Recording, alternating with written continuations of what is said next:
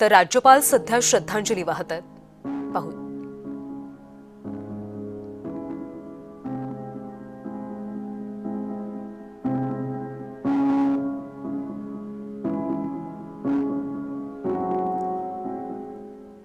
तर राज्यपालांकडून सध्या शासकीय इतमामामध्ये श्रद्धांजली वाहिली जाते. राज्याचे उपमुख्यमंत्री अजित पवार यांचं आज दुर्दैवी विमान अपघातात निधन झाले आणि त्यानंतर आता राज्यपालांकडून श्रद्धांजली वाहण्यात आली. 3 दिवसांचा शासकीय दुखवटा जाहीर करण्यात आला.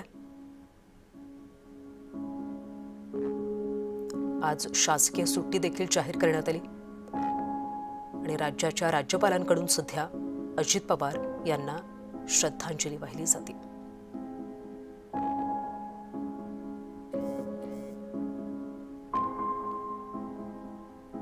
संपूर्ण महाराष्ट्र सध्या हळहळतोय.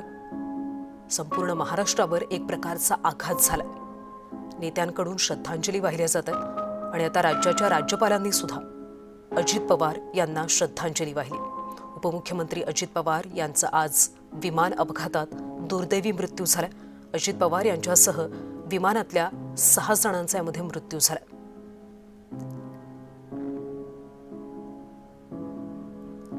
राज्याच्या मुख्यमंत्र्यांसह राज्यपालांनी सुद्धा आता अजित पवार यांना श्रद्धांजली वाहिली. 3 दिवसांचा शासकीय दुखवटा सुद्धा जाहीर करण्यात आला.